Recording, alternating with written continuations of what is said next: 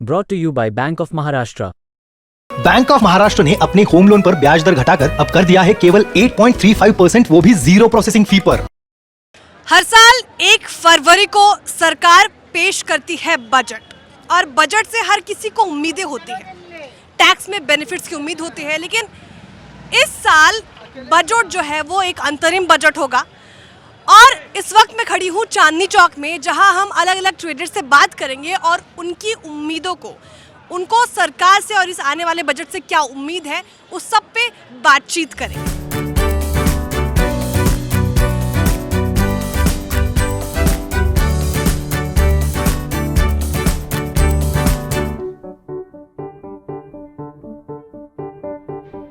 वो जो टैक्स बना था जीएसटी, वो सरदर्द टैक्स रहा है। टैक्स अभी भी सरदर्द है और सरकार की तरफ से कोई सहूलियत नहीं। जीएसटी में खुद इन्वॉल्व होना पड़ रहा है, फुल टाइम अकाउंटेंट रखा हुआ है, फिर हम फुल इन्वॉल्वमेंट हो रहे हैं। जरा सी गलती होती है, पेनल्टी आ जाती है।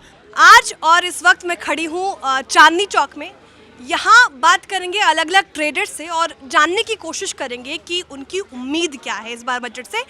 और मेरे साथ इस वक्त जुड़ चुके हैं दिल्ली ड्रग ट्रेडर्स एसोसिएशन के जनरल सेक्रेटरी आशीष ग्रोवर जी। सर, सबसे पहले तो स्वागत है आपका बिस्तक पर। Thank you sir. मेरा सबसे पहला सवाल यही रहेगा कि ये वाला बजट जो है वो चुनावी बजट है, मोदी सरकार के कार्यकाल का आखिरी बजट। क्या उम्मीद है आपको इस बजट से? श्रेया जी, उम्मीद तो हर बार व्यापारी लेके चलता है, बहुत उम्मीद लेके चलता है और व्यापारी वर्ग हमेशा बीजेपी के साथ रहता है और रहा है, इसमें कोई दो राय नहीं है। आपके माध्यम से यही मैं कहना चाहूँगा, हम लोग हमेशा साथ रहे हैं, साथ रहते हैं, लेकिन हम अपने व्यापार के लिए बहुत कुछ उम्मीद चाहते हैं जो कि फुलफिल बहुत कम ही होती है। जीएसटी लाया गया, जीएसटी में चेंजेस किए गए, जीएसटी एक सरलीकरण तौर पे लाया गया था कि व्यापारी उसमें बहुत आसानी से अपना काम कर पाएगा, जो कि आज मैं ये पहले भी कई बार कह चुका हूँ और आज आपके माध्यम से कह रहा हूँ कि व्यापारी उसमें सरलीकरण नहीं है, वो सरदर्द टैक्स रहा है। वो जो टैक्स बना था जीएसटी, वो सरदर्द टैक्स रहा है। टैक्स अभी भी सरदर्द है और इसमें हम लोग हमेशा आधा वेतन हमारा व्यापारी कागजी कार्रवाई में रह जाता है और सरकार इसके बारे में कुछ भी सोच नहीं रही है। सरलीकरण के नाम पे कोई सरलीकरण नहीं है और व्यापार इसमें डिस्टर्ब होता है और डिस्टर्ब हो रहा है। जी आशीष जी, मैं दिल्ली ड्रग एसोसिएशन के प्रेसिडेंट के पास भी जाना चाहूँगी और उनसे पूछना चाहूँगी कि अभी आशीष ग्रोवर जी ने कहा कि जीएसटी जो है वो सरदर्द जीएसटी है। क्या सुझाव आप देना चाहेंगे सरकार को कि क्या उसमें बदलाव की जाए? मैडम, जीएसटी में जो एक सिंप्लीफाई होना चाहिए था टैक्स, वो सिंप्लीफाई ना होके स्टेप बाय स्टेप उसके अंदर जो है कॉम्प्लिकेशंस क्रिएट होती जा रही हैं और उनको फुलफिल करने में एक ट्रेडर का अकाउंटेंसी के अंदर बहुत टाइम चला जाता है। रादर कि वो अपना बिजनेस करे, उसको अकाउंट्स वर्क में और उन सारी चीज़ों को फुलफिल करने के अंदर उसका पूरा पूरा दिन चला जाता है और वो बिज़नेस नहीं कर पाता है। यानी कि ये जीएसटी अगर फर्स्ट पॉइंट टैक्स था तो ये एक सिंप्लीफाई होना चाहिए था बिज़नेस। सिंप्लीफाई होने की जगह ये स्टेप बाय स्टेप इसके अंदर हर जगह पर कुछ ना कुछ चेंजेस आते जा रहे हैं, कुछ ना कुछ कॉम्प्लिकेशंस आती जा रही हैं and it is almost killing time of the businessman कि उसको अकाउंट्स वर्क के अंदर ही पूरा पूरा दिन देना पड़ जाता है। बिल्कुल। आप क्या उम्मीद करते हैं बजट से इस बार? मैडम, सिंप्लीफाई होना चाहिए सबसे पहले। जीएसटी का जो मोटो था फर्स्ट पॉइंट टैक्स, पूरे नेशन वाइड एक ही टैक्स होना चाहिए, तो एक सिंप्लीफाई होना चाहिए था ट्रेडर्स के लिए। लेकिन ये ट्रेडर्स के लिए सिंप्लीफाई होने के बजाय डे बाय डे और टाइम बाय टाइम ये जो है कॉम्प्लिकेटेड ही होता गया है। और गवर्नमेंट एमएसएमई में रजिस्टर कर रही है, लोगों को लोन दे रही है, बट लेकिन काम करने का तरीका जब तक सिंप्लीफाई नहीं होगा मैम, उस चीज़ का कोई फ्रूटफुल रिजल्ट सामने नहीं आएगा। सरकार लोन तो दे रही है लेकिन जीएसटी को लेकर शिकायतें यही है कि थोड़ा सिंप्लीफिकेशन दिखना चाहिए। हमारे साथ एक और मेहमान जुड़े हैं। सर, आपका नाम और किस कारोबार से आप जुड़े हुए हैं? मैं अरविंद खुराना, इलेक्ट्रिकल का ट्रेड है और दिल्ली इलेक्ट्रिकल ट्रेडर एसोसिएशन में मैं टैक्सेशन कन्वीनर हूँ। एज ए टैक्सेशन कन्वीनर मेरे को पास जब से मैं बना हूँ, मतलब आज मेरे को फील हो रहा है कि आज हम व्यापारियों को कितनी बड़ी दिक्कतें हैं, हम व्यापार कर ही नहीं पा रहे। कहाँ हमारी बीजेपी गवर्नमेंट को हम कहते थे व्यापारियों की सरकार है, मुझे तो लगता नहीं कोई व्यापारी की तरफ कोई ध्यान भी दे रहा हो। आज हम फिर घूम के आते थे, शीला दीक्षित बहुत अच्छी थी, बहुत ध्यान देती थी हमारी तरफ, लेकिन मैं तो इनसे चाहूँगा, अपनी बीजेपी सरकार से चाहूँगा कि हमारे बारे में, व्यापारी के बारे में ज़रूर सोचे। आज व्यापार करना बहुत कठिन हो गया है। आज व्यापार इस लेवल पे कंपटीशन के दौर में चल रहे हैं। हमें कंपटीशन के दौर में जाने के बाद हमें मार्जिन तो बिल्कुल ख़त्म हो गए और सरकार की तरफ से कोई सहूलियत नहीं। जीएसटी में खुद इन्वॉल्व होना पड़ रहा है, फुल टाइम अकाउंटेंट रखा हुआ है, फिर हम फुल इन्वॉल्वमेंट हो रहे हैं। ज़रा सी गलती होती है पेनल्टी आ जाती है। इतनी हाइट पेनल्टी इन्होंने रखी हुई है, कुछ समझ नहीं आता। क्या हम पहले जीएसटी को पढ़ाई करें क्या 6 महीने 1 साल कि इसमें क्या क्या है? हम कोई एजुकेशन थोड़ी इसकी लेंगे। बड़ा सिंप्लीफाइड होना चाहिए था कि व्यापारी है समझे उसको और अपना व्यापार बाई फेयर मीन करता रहे। खुद ही सरकार चाहती है कि व्यापारी गलत करे। अरे गलत करने की आप नौबत देखिए कि हम लोग कितना परेशान हैं। आज व्यापारी को सुनते ही नहीं, बुलाते हैं, पूरी मीटिंग करते हैं, ख़त्म हो जाती है, कोई रिजल्ट नहीं आ रहा। हम वहीं के वहीं परेशान बैठे हुए हैं और आज यही हालात है। इतना बड़ा होलसेल मार्केट में व्यापारी छोड़ के दूसरे ट्रेड में जा रहे हैं, वो कहते हैं हमारे बस का ही नहीं है व्यापार करना आज। तो उसके आप सोचिए कि अगर हमारी तरफ ध्यान नहीं दिया जाएगा हम कैसे आगे बढ़ पाएंगे, व्यापार कैसे बढ़ेगा। टैक्स कितना बड़ा टैक्स अमाउंट हम लोग दे रहे हैं, हमारे पास 2% 1.5% बच रहा है, सरकार को 18% जीएसटी दे रहे हैं, इनकम टैक्स दे रहे हैं, सारे टैक्सेस तो हमारे ऊपर लागू हैं। यहाँ बैठे हैं, रोड टैक्स दे रहे हैं, हाउस टैक्स दे रहे हैं, सब दे रहे हैं, हमें मिल क्या रहा है? 1.5% में कैसे गुजारा करेंगे? उसके बाद भी व्यापारी की कोई सुनवाई नहीं है और व्यापारी हमेशा परेशान ही हो रहा है। और सरकार क्यों नहीं इस तरफ ध्यान देती है? इतना बड़ा टैक्स यहाँ से जाता है पूरे होलसेल मार्केट से, दिल्ली 6 से, उसको सुविधा नहीं देती है। आप सिंप्लीफाई करके चलिए काम को। व्यापारी टैक्स देने से मना नहीं करता, व्यापार करता है और अपना टैक्स देना जानता है, लेकिन उसको इतना सिंप्लीफाई होना चाहिए कि पेपरों में और कागजों में उलझे नहीं। क्योंकि जो पेपर्स में हम उलझे रहते हैं, फिर सीए से हम अटैच रहते हैं, वो हमें मिसगाइड ही करते हैं। मैं बड़े क्लियर आपके माध्यम से कहूँगा, सीए गाइड नहीं करता है, जबकि वो माध्यम गाइड के लिए है। तो हमारे को उलझाता है और डिपार्टमेंट हमारे को उलझाते हैं। तो इसलिए जो व्यापार है वो इसलिए परेशान हो रहा है, व्यापारी परेशान हो रहा है और व्यापार में दिक्कत आ रही है कि हम लोग ग्रोथ नहीं कर रहे हैं। नेशन ग्रोथ कर रहा है, ओवरऑल आप देखेंगे कि ग्रोथ दिखाई जा रही है, 5 ट्रिलियन इकोनॉमी और सब कुछ, लेकिन ये मध्यम जो व्यापारी है वो परेशान है। पहले भी था, अभी भी है और आगे चाहता है कि हम सिंप्लीफाई हमारे को किया जाए हमारे कामों को, जो कि नज़र नहीं आ रहा कि वो होगा। जी बिल्कुल, आपने टैक्स में रियायत की बात की और जीएसटी के स्ट्रक्चर को लेकर इन्होंने बात की, लेकिन खुराना जी मैं आपसे पूछना चाहूँगी कि मोदी सरकार तो कहते हैं आत्मनिर्भर भारत, और जिस तरह से बॉयकॉट चाइनीज़ प्रोडक्ट चलाया गया, आप इलेक्ट्रिक डिपार्टमेंट से जुड़े हुए हैं, तो आपको नहीं लगता कि डोमेस्टिक प्रोडक्शन का जो सेल है वो बढ़ा है? डोमेस्टिक की स्केल बड़ा है, लेकिन आज भी हम बहुत पीछे हैं। अगर मैं अपने इलेक्ट्रिकल ट्रेड में आऊँ तो कुछ प्रोडक्ट, आज चाइनीज़ लाइट हम सोच रहे थे बिल्कुल ख़त्म हो जाएगी, लेकिन नहीं ख़त्म हो पाएगी। 1 साल हमने आफ्टर कोरोना को देख लिया, उसके बाद जो लाइट्स आई हैं सक्सेस ही नहीं थे हम उसमें, हार के हमारे फिर चाइना पे डिपेंड हो रहे हैं, वहीं से मंगा रहे हैं। खाली कहने को हम कह दें जी हम तो यहाँ का इंडियन मेड बेचेंगे, लेकिन है ही नहीं, इंडिया में अभी बन ही नहीं पा रहा है, कॉस्ट ही नहीं आ रही। इतने सारे टैक्सेस और इतना कुछ करने के बाद नहीं कॉस्ट आ सकती, फिर हम चाइना पे डिपेंड हो रहे हैं। और अगर वो हम प्रोडक्ट छोड़ते हैं तो हमारा प्रोडक्ट ही रह जाता है वो। और सबसे बड़ी बात है, मोदी सरकार गवर्नमेंट कहती है कि आप लोन लो, अरे लोन के फ्री हमारा बिजनेस बढ़ाओ, लोन लेके तो और हमारे पर बर्डन हो जाएगा।